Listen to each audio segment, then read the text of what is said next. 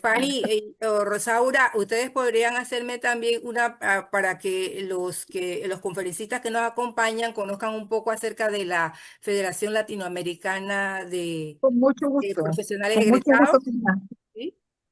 Por Sí, con favor. mucho gusto, María. Bueno, si me Con permites, mucho, compañera Fanny, yo empiezo y tú me complementas, ¿te parece?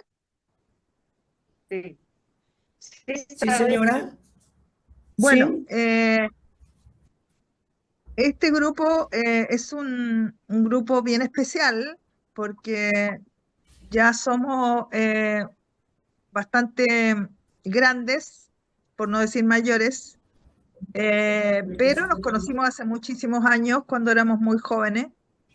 eh, la mayor parte en la Unión Soviética, en la Universidad Amistad de los Pueblos, eh, llamada Patricio Lumumba.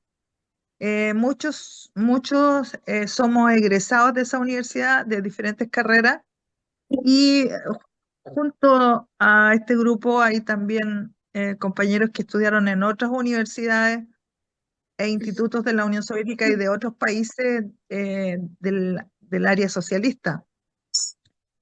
Y en en ese entonces, todos muy jovencitos y también con casi nada de tecnología, nos pasamos varios años sin poder encontrarnos, hasta que a raíz de María, todas estas ¿estás en nuevas... sala? Hola María, ya Sí, buenos Herminia, días. sí, estamos todos en sala. Herminia, buen día. Amparito, buen día. Perdónanos que hola, Fanny.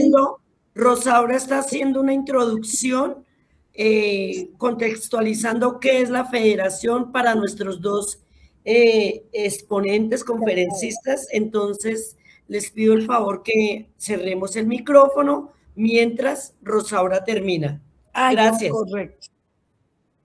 Ok, Bueno, ya, entonces, gracias. Saludos a todos. gracias, Amparito. Eh, entonces, como iba diciendo, nosotros a raíz de la tecnología y de las de la posibilidad de encontrarnos a través de pantallas y de todas estas circunstancias que nos ha tocado vivir, eh, decidimos juntarnos en Latinoamérica y se creó un espacio eh, que fue creciendo y que fue transformándose en una continuidad programática y periódica. No, la primera reunión se hizo en Uruguay hace bastantes años, y se creó el año siguiente, 2004. el 2004, y a los 2 años siguientes en República Dominicana se creó la federación, una federación que reúne a los organismos nacionales de egresados y que nos encontramos cada 2 años en alguna capital o alguna ciudad de Latinoamérica. Eh, a, a esta altura ya llevamos el vamos a realizar el 10.º encuentro este año 2026 en la ciudad de Puebla, en México. Por lo tanto, ya llevamos al menos 20 años juntándonos físicamente.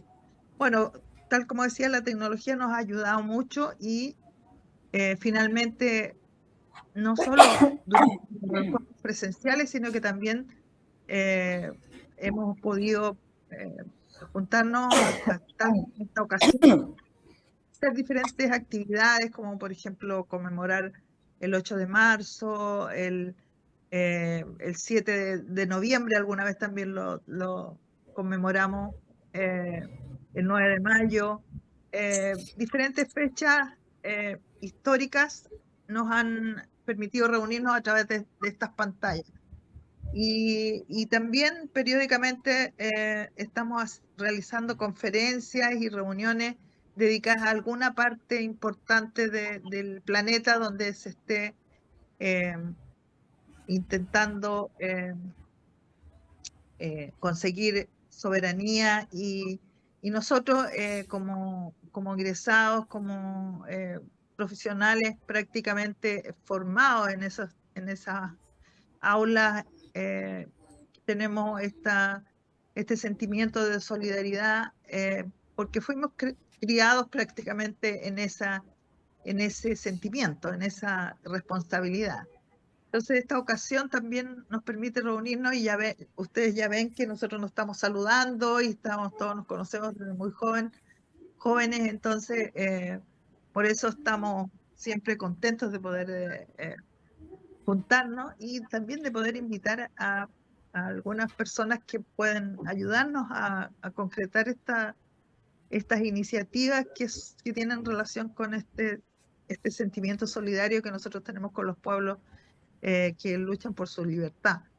Entonces, esta ocasión es muy especial porque estamos hablando de un pueblo que todos sabemos cuál ha sido su derrotero y cómo está sufriendo y está siendo invisibilizado también frente a muchas cosas de las que suceden en esos territorios y la prensa, por supuesto, internacional no hace amago de poder contar la verdad de estos temas. Entonces a nosotros nos interesa y estamos muy contentos de poder tener a dos invitados importantes, tres probablemente, que nos puedan contar de primera fuente cuál es la realidad en este minuto, qué perspectivas tiene esta lucha y cómo podemos nosotros también de alguna manera solidarizar. Eso, compañeros, no quiero alargarme porque yo creo que el programa era otro. Estábamos tratando de contextualizar esto para poder esperar a los compañeros que se integraran. Y yo creo que Fanny a lo mejor puede agregar algo más y si no, le cedo la palabra a quienes están dirigiendo este evento. Gracias, Rosaura. Yo creo que ha sido completa la información, a no ser que algún compañero quiera participar. Yo creo que, Vamos a dar inicio al programa. si me permite, María, entonces la doctora Herminia Mariscal, presidenta de la federación, pues damos apertura. ¿Tienes la palabra, Sí, Herminia? sí, muy buenos días a todos los que nos acompañan en esta transmisión y encuentro académico. Bienvenidos al acto de solidaridad con Palestina, un espacio de reflexión, análisis crítico y profunda fraternidad humana convocado por la Federación Latinoamericana de Profesionales Egresados de Rusia, Europa del Este, Asia Central y Cuba, FELAPEREACU. Agradecemos cerrar los micrófonos y mantener la debida atención. Como primer punto tenemos la apertura oficial y palabras de bienvenida. Inicialmente queremos expresar una frase que dice así: la solidaridad internacional no es solo un acto de empatía, sino un deber histórico de los pueblos del mundo ante la justicia y la dignidad humana. Para dar inicio a esta jornada nos honra ceder el micrófono a la doctora Herminia Mariscal, presidenta de la Junta Directiva de nuestra federación, quien ofrecerá las palabras de bienvenida a este magno evento. Recibamos con un aplauso virtual a la doctora Mariscal. Herminia, son tus micrófonos. Muy buen día, compañeros todos. Un abrazo fraterno hasta cada uno de esos países que están presentes. Y a nombre de FELAPERIACU, de la Junta Directiva 2024-2026, quiero agradecer la presencia de estos expositores. Este acto que realizamos el día de hoy como parte de las actividades de nuestra federación es solidaridad con Palestina. Ustedes que están aquí como expositores van a nutrirnos de información valiosa. Todos los presentes en este Zoom conocemos la valentía, la resiliencia del pueblo palestino. Y lo único que nos queda es enviarle un abrazo fraterno, pero al mismo tiempo sumarnos a esa voz de protesta, porque un mundo donde se discrimine de cualquier manera a un ser humano se tiene que levantar la voz y sobre todo nosotros que fuimos formados con una educación solidaria, de amistad, de respeto por todos los pueblos. Felaperiacu les da la bienvenida a este acto de solidaridad con Palestina y de corazón agradece a los expositores de antemano por estar aquí presente, por haber aceptado nuestra invitación y porque hoy nos van a nutrir de información valiosa para todos nosotros. Nuevamente reitero mis saludos a todos los presentes, a los miembros de la Junta Directiva, al comité académico, gracias porque ese esfuerzo que realizan no es fácil reunir a los egresados, todos están muy ocupados. Felaperiacu, este año, recuerden, nuestro 10º encuentro en Puebla, llevamos ya 20 años de tradición, 2006 y ahora 2026 que va a ser realizado en Puebla. Hemos recorrido muchos países, pero siempre unidos por esa solidaridad que tenemos como hermanos todos los egresados. Así que les dejo con un abrazo fraterno, damos a todos las bienvenidas, los que se vayan sumando van a ir nutriéndose de la información, así que doy por iniciada esta sesión. María, muchas gracias por ese esfuerzo, Fanny, el equipo del comité académico que nos acompañas. Buen día a todos. Sí, agradecemos las atinadas palabras de la doctora Mariscal, que sientan la base del compromiso solidario de este evento. Seguidamente, pues damos inicio formal al bloque académico de este acto, aclarando que cada conferencista contará con 30 minutos para desarrollar su tema y seguidamente se abrirá un compás de minutos, de 5 minutos, para preguntas y respuestas. En nuestra primera intervención contaremos con la valiosa participación de un destacado analista y conocedor de la realidad histórica de la región palestina, el doctor Walid Sayed. El doctor Sayed es director de Educación Política y Formación Ideológica de la Confederación Palestina en América Latina, COPLAC, con sede en Panamá. ¿Así es, doctor Walid Sayed? Sí. Entonces, bienvenido, doctor Sayed, y son suyos los micrófonos para que pues inicie su intervención. Tal como dijimos, 30 minutos, puede extenderse un poco más, si así lo tiene a bien. Muchas gracias. Sí, son suyos los micrófonos. Muchas gracias a todos ustedes. Un abrazo fraternal dentro de todo lo que representa la permanente y continua actividad y compromiso de la solidaridad de los pueblos. Siempre es necesario reconocer el valioso aporte que ustedes hacen por el hecho inicial de que participan. La participación es la que llena las sillas vacías. La participación es la que se sienta a escuchar precisamente lo que se trata de profundizar, de compartir, de entregar.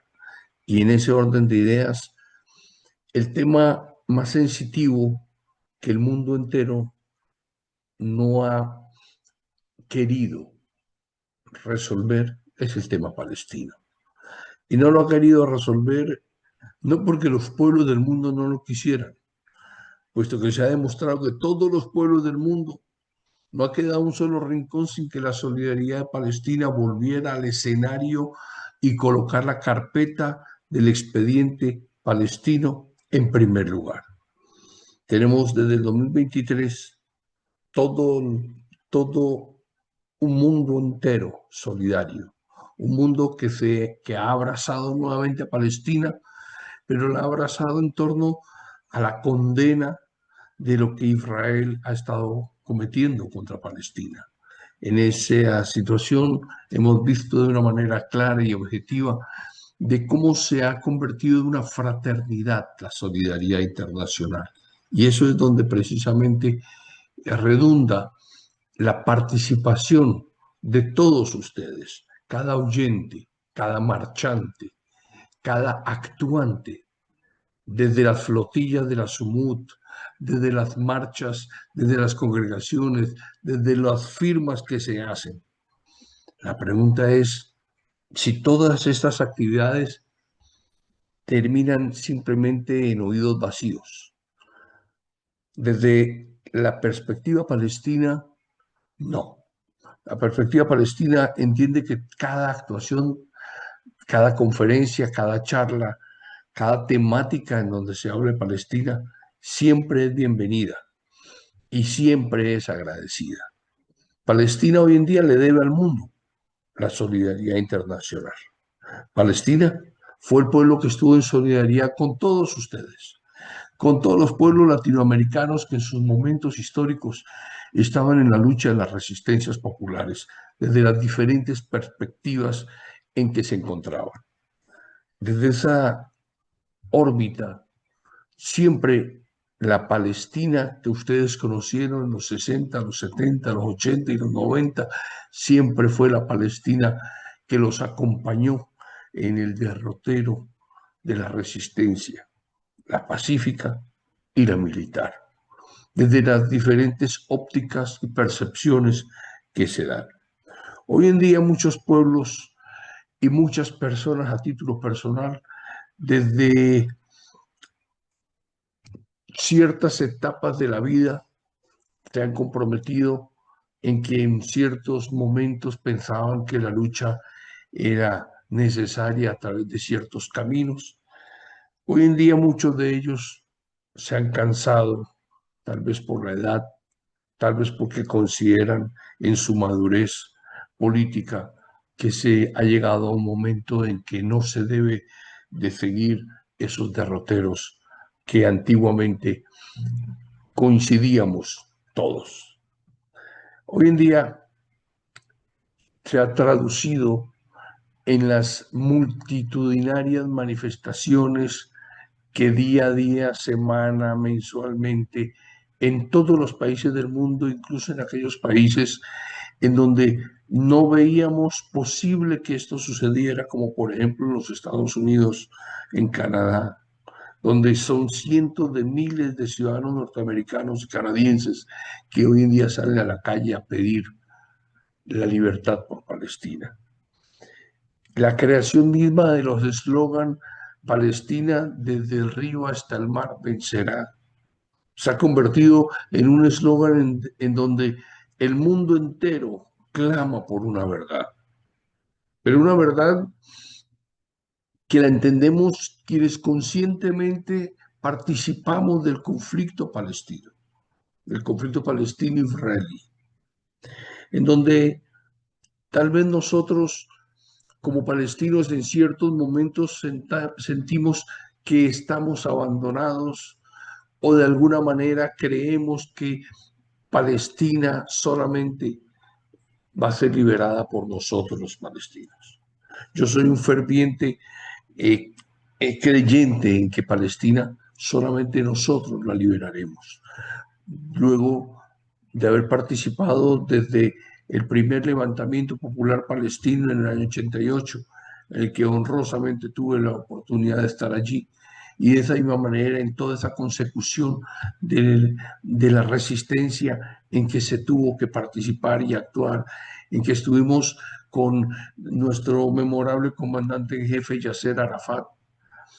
Lamentablemente, vuelvo y digo, han cambiado muchas cosas en lo que es el concepto de la liberación de los pueblos y se ha traducido más en la carpeta de la solidaridad de los pueblos.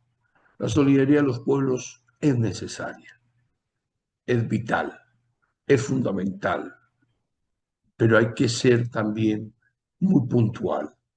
Hay que aprender a poner el dedo en la llaga. Hay que aprender a reconocer las deficiencias que tenemos y hasta dónde nosotros podemos llegar con Palestina. Yo puedo hablarles a ustedes de los miles de mis niños asesinados por el genocidio israelí, pero yo no necesito venderles a ninguno de ustedes la lástima palestina, como tristemente mis enemigos sionistas no dejan de vender la lástima judía en el mundo entero. Para Palestina, se vende la dignidad de un pueblo. El concepto de la dignidad de Palestina es lo que nos fortalece, lo que nos lleva con gran hidalguía a que todo nuestro pueblo se mantenga en pie de lucha, de reclamación de nuestros derechos. Ya son 78 años en que se ha alejado lo que se conoce como la soberanía e independencia de un país, de un territorio, de una nación, de un pueblo. Esa ocupación israelí sobre nuestro territorio palestino se ha ido asentando cada vez con una mayor martirización del pueblo, una mayor negación de los derechos del pueblo y una mayor afectación al punto en que se ha ido buscando la manera de ignorar al pueblo palestino. De allí que entonces ustedes son los que han salido precisamente a reconocer que era necesario la movilización popular, la movilización de los pueblos levantando esa bandera para decir Palestina es libre desde el río hasta el mar. Y es toda la Palestina, porque el romanticismo revolucionario siempre nos enseñó a nosotros que en la geopolítica mundial Palestina es solamente una sola, en un solo territorio y no partido en pedazos. Que se haya logrado avances durante la lucha de la resistencia, a tal punto que con el primer levantamiento popular palestino 88 se logró sentar a Israel a negociar unos acuerdos de Oslo y la conferencia de Madrid para que Arafat y Rabin recibieran sus premios Nobel de Paz, pero que a la vez terminara siendo el sionismo radicalizado el que asesinara a Rabin y se impusiera nuevamente el señor Netanyahu desde una óptica muy clara de evitar que el Estado palestino se convirtiera en un Estado real, viviente. Y simplemente es una ilusión. Es una ilusión financiada por Estados Unidos, por Europa, por Rusia. Es una ilusión de lo que actualmente existe como un ejercicio político de administración palestina. Pero es también algo que va a ir acompañado con una triste palabra, el adormecimiento. Y frente a ese adormecimiento que ya tenemos más de 30 años, es el que nos ha llevado a que el segundo levantamiento popular palestino, la Intifada, se diera lugar a través de medios armados. Esos medios armados que no tenían ni siquiera el 1% equivalente a lo que Israel acometía contra el pueblo palestino. Y estamos hablando de una lucha de que el pueblo palestino decidió ir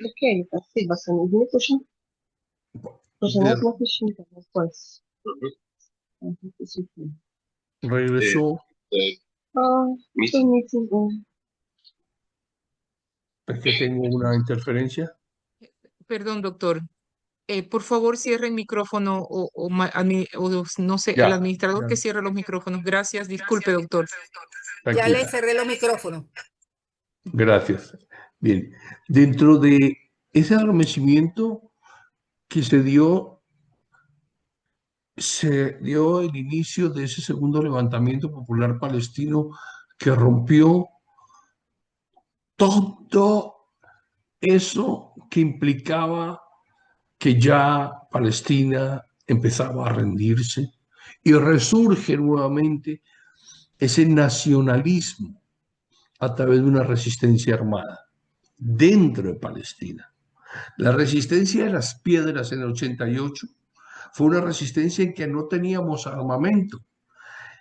La segunda intifada es una con armas y esa fue la que hizo que Israel, con el gobierno de Sharon, tuviera entonces que retirarse de todos los territorios de Gaza ocupada y se retirara a su vez de gran parte de los territorios ocupados de Cisjordania, para que se tratara de ejemplarizar y de ejecutar una autonomía palestina más abierta.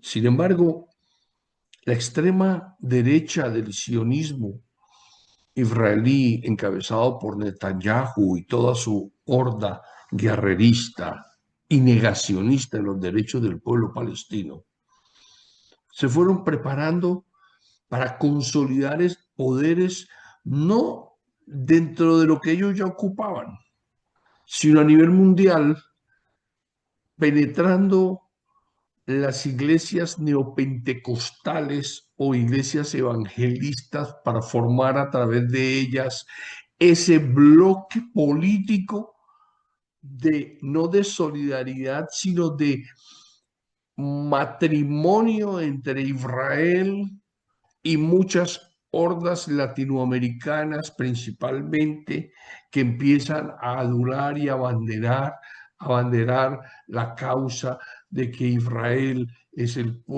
país donde está el pueblo elegido de Dios.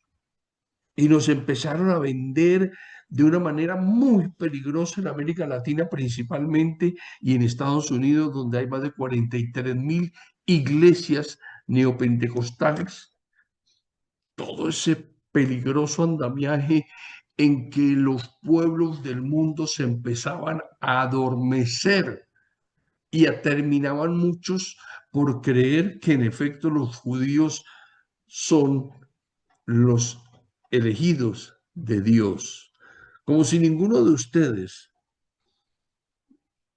que fueron educados en Rusia y muchos en la Unión Soviética no supieran precisamente lo que implica decir que Dios solamente le habla a un solo pueblo convertido y no le hablara a los demás pueblos del mundo. Es prácticamente lanzar al anatema todo lo que Lumumba predicaba desde sus trincheras políticas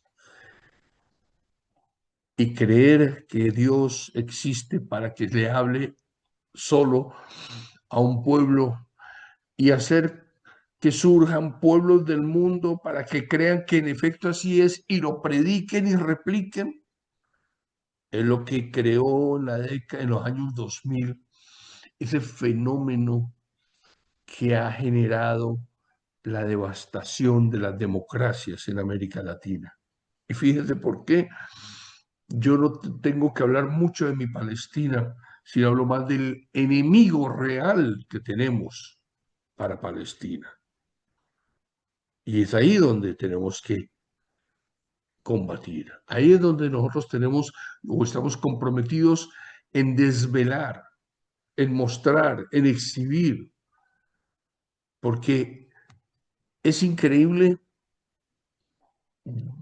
y ustedes me hallarán la razón. Podemos comenzar con el 2026 para atrás, las elecciones en Colombia, donde triunfa una extrema derecha del señor Abelardo, que ha sido impuesta por las iglesias neopentecostales que son subsidiadas y pagadas por la comunidad judía en Colombia.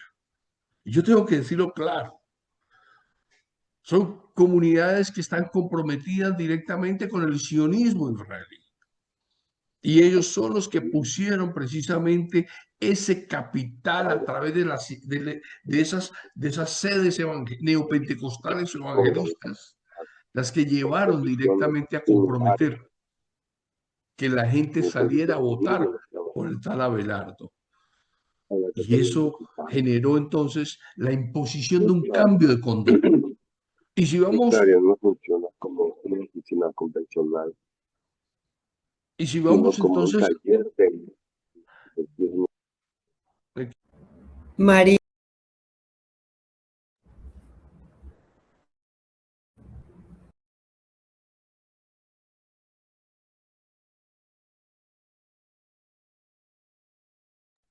Doctor Walid.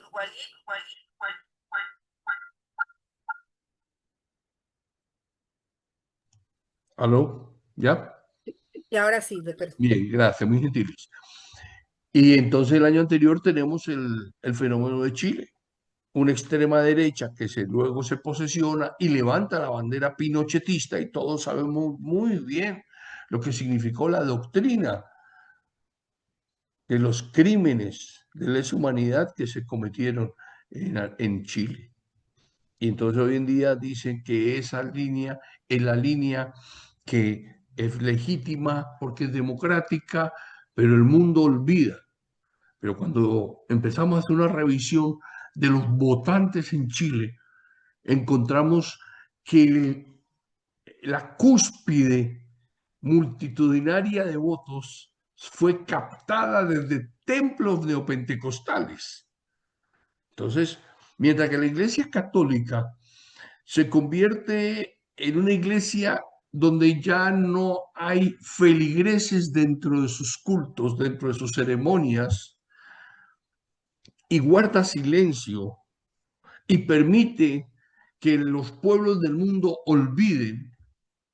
Las neopentecostales son aquellos que van dirigiendo esas hordas multitudinarias que llegan a ejercer el derecho al voto en América Latina. Y tenemos una votación en Chile que puso nuevamente a una extrema derecha. Y si nos vamos un poquito más atrás, y eso que me he saltado, la de Keiko Fujimori, donde todos estos pueblos originarios fueron completamente aplastados y no se les permitió ni en Ecuador, ni en Bolivia, ni en Perú que ejercieran una verdadera y legítima participación política en sus estados. Pero sin embargo, desde esos famosos templos neopentecostales sí se dirigía, ya vamos en 5 o 6 países, pensar lo de Venezuela y nos rascamos la cabeza de Venezuela. Y desde nuestra perspectiva palestina, Venezuela traicionó el principio bolivariano, el principio chavista, por el temor a perder la vida. En Palestina nuestros niños pierden la vida a diario y la resistencia se mantiene. En Palestina nuestro pueblo recibe bombazos diariamente y el pueblo reclama la libertad. Y bastó simplemente unas horas para que en Venezuela todo fuera olvidado. 20 y pico de años en que se olvidó ese legado que había dado esa aspiración al bolivarianismo. ¿Y qué vamos a pensar nosotros? ¿Qué hay detrás de eso? Hoy en día ustedes pueden ver que con los 2 terremotos en Venezuela tenemos a militares israelíes participando activamente. Yo no he visto, con el debido respeto de ustedes que pueden estar muy informados, yo no he visto fotografías ni conferencias de prensa de la actual dirigencia política administrativa de Venezuela con las brigadas mexicanas de rescate o las chilenas o las colombianas. Nosotros vimos a esa presidenta con soldados israelíes parada tomándose fotografía y haciéndose un despliegue y diciendo claramente es que el pueblo venezolano es un pueblo que está identificado desde sus creencias religiosas, es decir, las evangelistas con el pueblo judío. Y nos han traído ese discurso ahora para contrarrestar precisamente el respaldo político que por Palestina se venía adquiriendo en las diferentes instancias internacionales y a su vez para ir desmontando la creencia de que la solidaridad en las calles, en las conferencias, en las academias, la solidaridad por Palestina tenga que ir siendo relegada a un segundo plano. Y entonces vuelven a ocupar desde posiciones de gobierno esta extrema derecha ahora, o esta falsa imposición de una doctrina política sin fundamento, la que se va estableciendo en América Latina, sin pasar obviamente por dejar de hablar de Paraguay o el Uruguay insensato que tenemos, o del recordado Milei, el oportunista, que con la magia de los shows imita lo que en los Estados Unidos Donald Trump viene haciendo, simplemente haciendo técnicas de mercadeo, pero para recibir el respaldo de los pueblos o populares, sus fundamentos no están en una teoría política, sino están en templos neopentecostales. ¿Y saben cuál es la ecuación en toda América Latina, incluyendo, y tristemente tengo que decirlo, en la del traidor de Azfura en Honduras, o la del bufón de Bukele en El Salvador? Miren, que son de origen palestino, se los estoy diciendo. Es un denominador común. Templos evangelistas que mantienen la bandera de Israel como el símbolo de adoración. Y fíjense, ¿por qué yo tengo que tocar este tema a profundidad? Porque yo no quiero, vuelvo y les digo, que nos acompañen por Palestina por pena. Palestina nos acompañó a todos los pueblos del mundo, en América Latina principalmente, y en África, en la liberación de los pueblos.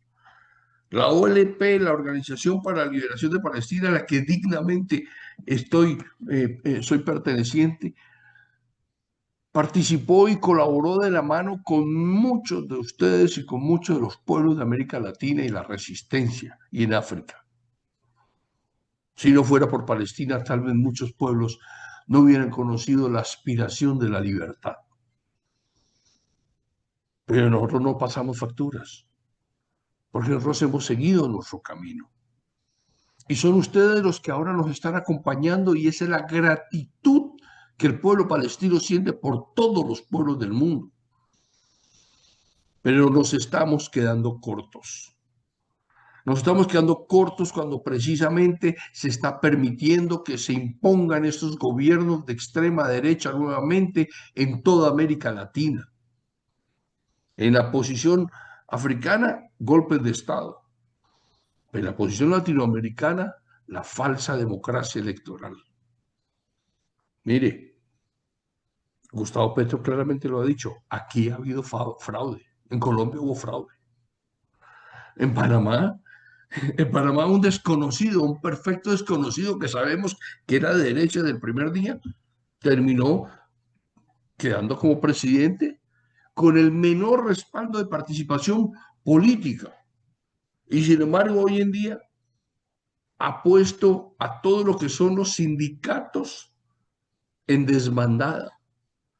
Así los asilados políticos panameños que ahora se asilaron en Bolivia, luego en Venezuela y ahora tienen que ir a la clandestinidad, tal vez en Colombia, donde están perseguidos los sindicalistas, están encarcelados los sindicalistas panameños, tanto del sector obrero como el sector educativo principalmente, donde se han disuelto las organizaciones de bases, porque simplemente se les acompaña de la estigmatización mediática para adormecer a los pueblos.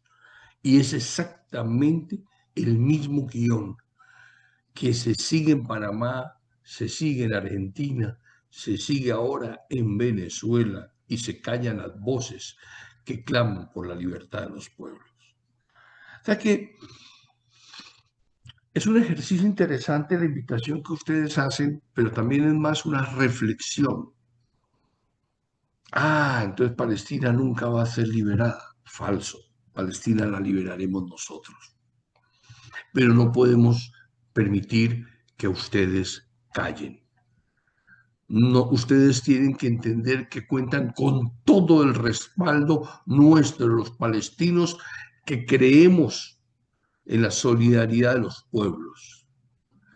Los palestinos somos los que estamos en deuda con ustedes y ustedes son los que con sus voces que se levantan cada día y suman más, pueden ejercer un contrapeso frente al enemigo político de los neopentecostales. Miren, para que sepan, no sé si alguno de ustedes sea neopentecostal, pero yo hablo claro porque yo tengo las pruebas. Yo no soy musulmán, yo no soy judío, yo soy católico, católico de fe, soy creyente. Yo soy practicante de la Iglesia Católica. Y por eso pongo el dedo en la llaga donde corresponde.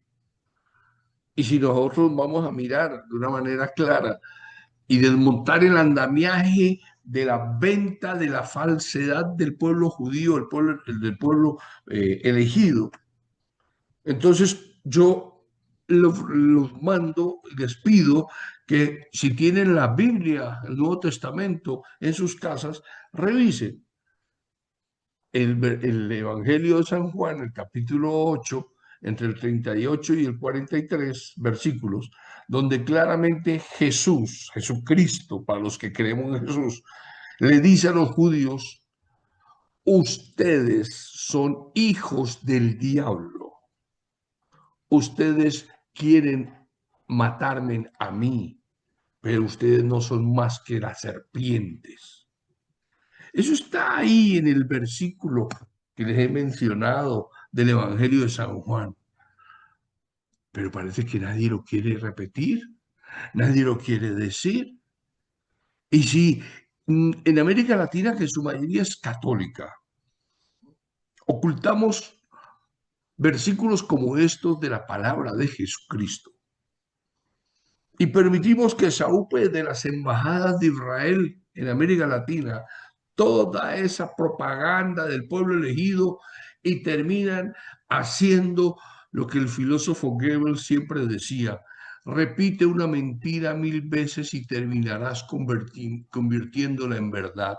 Precisamente esa verdad es la que están pretendiendo convertir, de que el pueblo judío es parte del pueblo elegido y por lo tanto existe una devoción suprema de los pueblos latinoamericanos neopentecostales para mantener un poder y una entrega total para que entonces se restablezcan las relaciones con Israel y Colombia, por ejemplo, y se traslade la embajada de Colombia a Jerusalén. Fíjense el caso colombiano, porque es digno de estudio. Es abominable lo que viene sucediendo.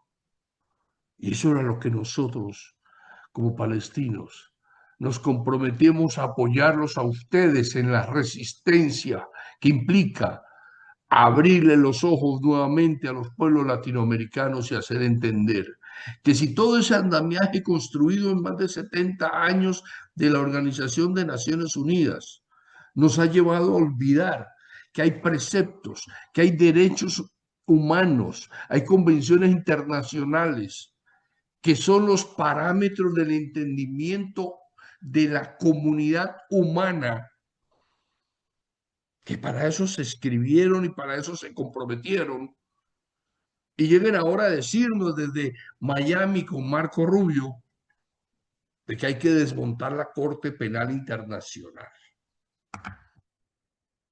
Pero fíjense, nadie decía que había que desmontar la Corte Penal Internacional, la Corte de la Haya, cuando estuvieron enjuiciando a los de la antigua Yugoslavia, los de Bosnia y Herzegovina o los de África. Pero ahora que entonces la Corte Internacional, la Corte Penal Internacional dice, es que vamos a llevar a juicio al señor Netanyahu y su cofradía sionista, entonces salen neopentecostales como Marco Rubio. Vamos a desmontar la Corte Penal Internacional y nos venden ese idioma, nos venden eso. Pero todo esto es posible que prospere por parte de ellos como ha venido prosperando por una única razón. Porque los medios de financiación están en manos del sionismo internacional y los medios de comunicación están en manos del sionismo internacional. Todo hace parte de un mismo estratagema creado por el sionismo en 1897. Y lo dijeron claramente. ¿De qué vale tener en el mundo si no se tienen los medios de comunicación en nuestras manos? Quien domine ambos, domina el mundo. Y ese ejercicio ustedes lo practican y se ponen a verificar en cada uno de esos países quién es el dueño de la banca y de esa misma manera quiénes son los dueños de los medios de comunicación. ¿Acaso ustedes escuchan en los medios principales de comunicación de CNN las multitudinarias marchas que hay en Estados Unidos o en América Latina? No. Son cositas muy pequeñas que se dan. Ah, pero si hay un judío que fue supuestamente empujado por dos personas o una persona, eso sí te repite la noticia durante una larga semana.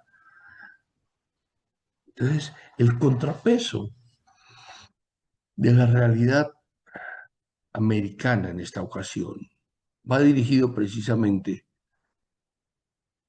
a que hay que desmontar la falsedad en la que el sionismo se sustenta.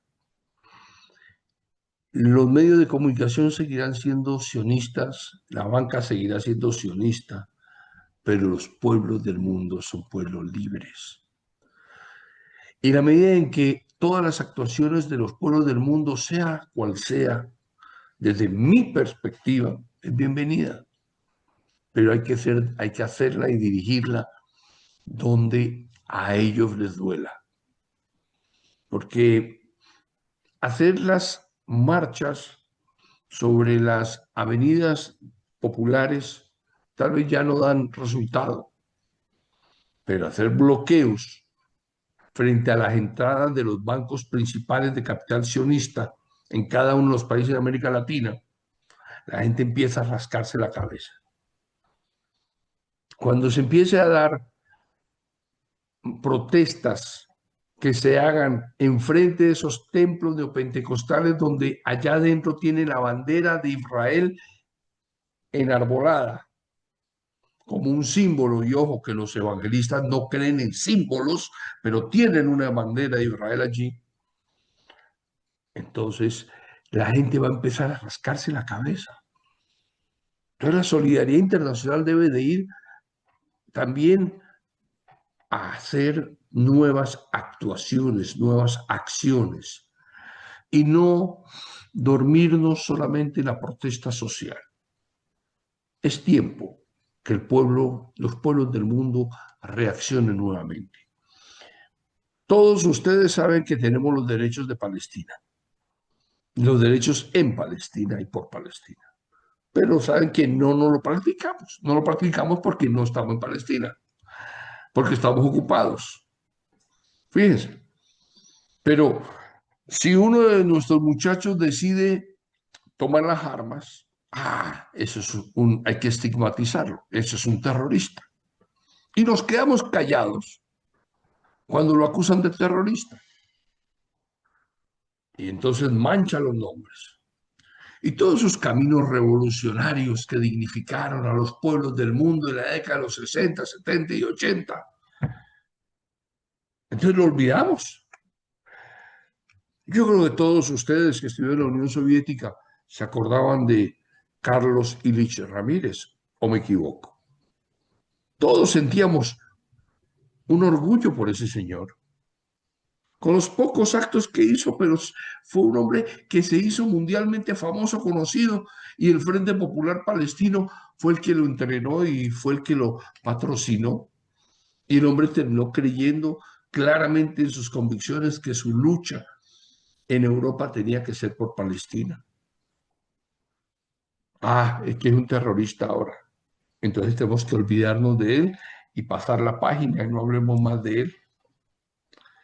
Como sucederá por lo que estoy viendo, si el mundo sigue callado, en que nos van a decir que Ernesto también es un terrorista, porque siendo argentino se fue a pelear a Bolivia.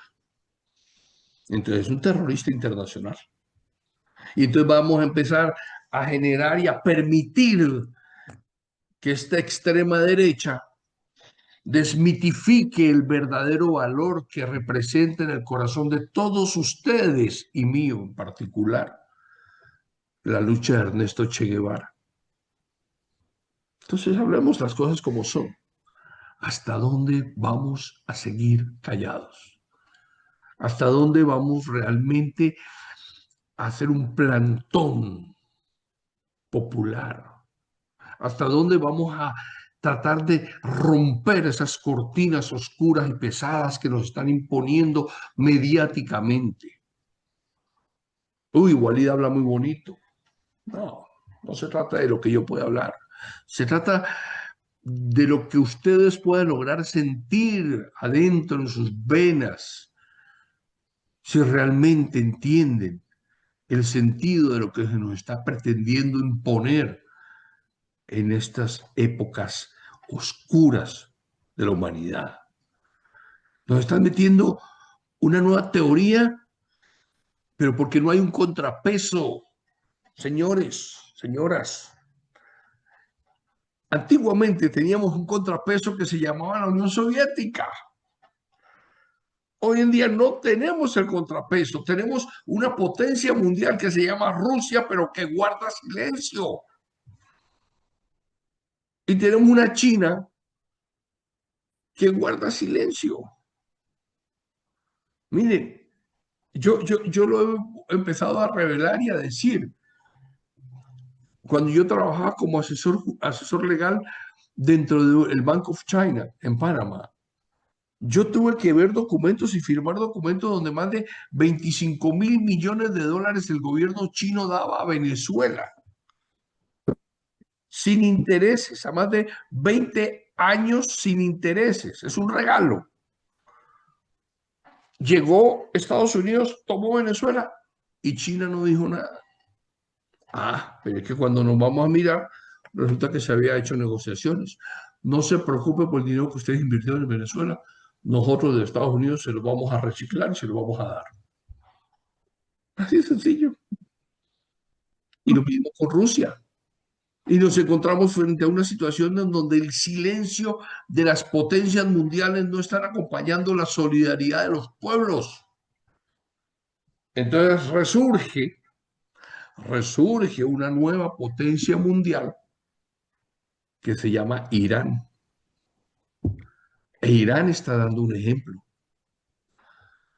Irán está dando un ejemplo desde la perspectiva de lo que han construido, el eje de la resistencia. Yemen a la cabeza, la resistencia palestina, la iraquí, la libanesa. Yo acabo de llegar del Líbano. Y el Líbano no es solamente la resistencia de Hezbollah, la que está allí dando el ejemplo de la dignidad del pueblo libanés. Allí no son ellos solamente, allí son mis hermanos palestinos, son miles de jóvenes palestinos, son los que controlan todo el tema de los drones, son los que están allí claramente combatiendo la ocupación israelí en el Líbano y son los que están dando esos golpes certeros. Trabajamos de la mano. Se ha logrado construir una red de acompañamiento. Al Líbano no lo defienden solamente los libaneses, también están defendiendo nosotros los palestinos en el Líbano. Y eso es un ejemplo de lo que se está haciendo. Yemen, desde su posición geoestratégica, está marcando una pauta muy clara que da el apoyo a Irán. Entonces tenemos esa potencia mundial que ha surgido y que ha demostrado que logró derrotar a ese imperialismo norteamericano, hasta el punto de que Israel no ha podido ni siquiera sumarse a la agresión contra Irán. Es lo que está esperando Irán. Irán está esperando que Israel vuelva a atacar. Ah, pero entonces nos quedamos callados. Eso que está pasando allá en Irán es un tema que no entendemos. Pero es que Irán también es un país expansionista. Y es lo que yo he dicho. El peligro más grande que tenemos con Irán es de que termine haciendo negocios con Trump y terminen repartiéndose las riquezas del Medio Oriente junto con Israel. Uf, ¿qué pasó aquí, Wally? Espera, aguanta. ¿Y lo que estás hablando? ¿Sí?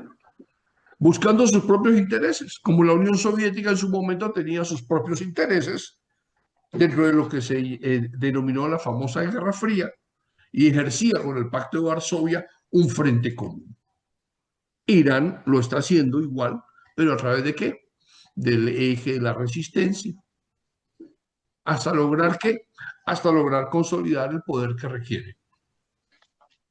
Punto. Así de sencillo. ¿Qué queremos? ¿Qué añoramos? Nosotros quisiéramos ver a una China que dejara de ser egoísta,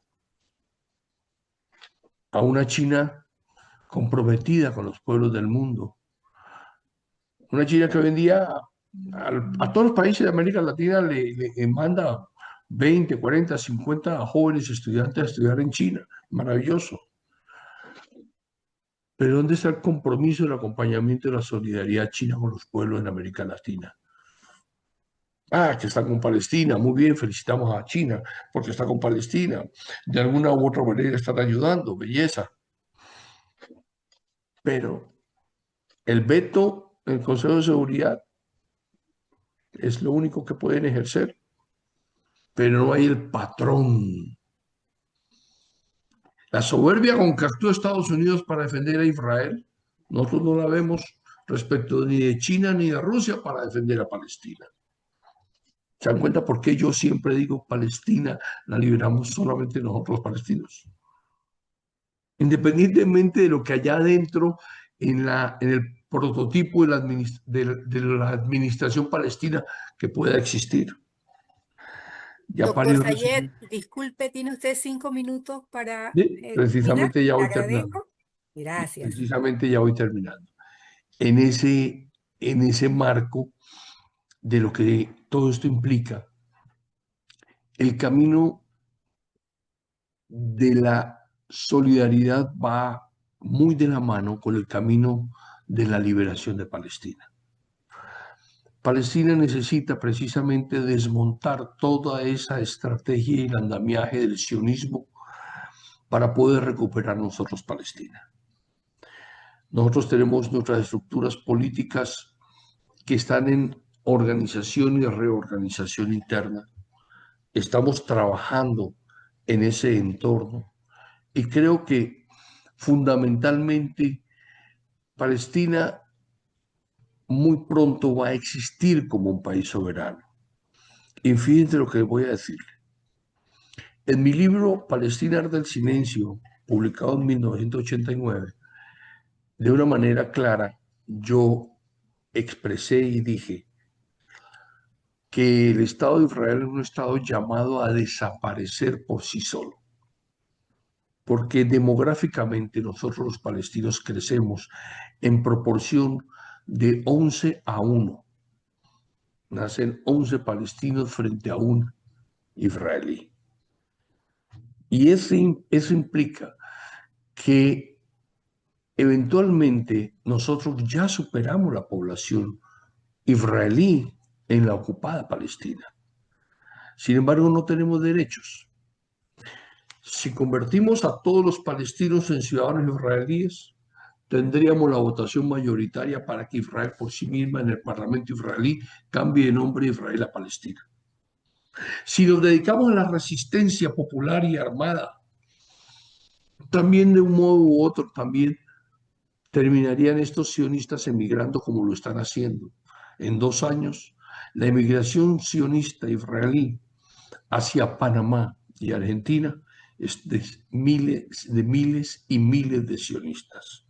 Por eso han consolidado teorías de la compra de miles de hectáreas en territorio panameño y a su vez de millones de hectáreas en territorio argentino, para que desde allí con título de propiedad puedan tener un lugar donde irse a refugiar, porque se han dado cuenta que o masacran a toda la población palestina, nos eliminan de la faz de la tierra, o van a tener ellos que empezar a emigrar, porque ya somos tantos los que levantamos nuestra bandera, que son ustedes los pueblos del mundo que la han replicado en cientos de millones de más banderas por Palestina.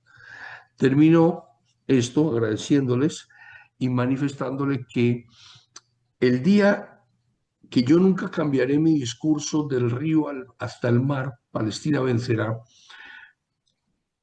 más allá de cuando Israel cambie su bandera.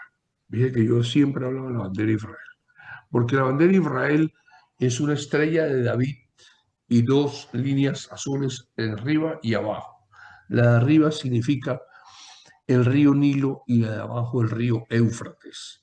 Ese es el expansionismo del cual hemos logrado empujar al sionismo a que empiecen ellos a decir qué es lo que realmente quieren. Que de 1948 lo dijeron, que el gran Israel se extenderá desde el Nilo al Éufrates.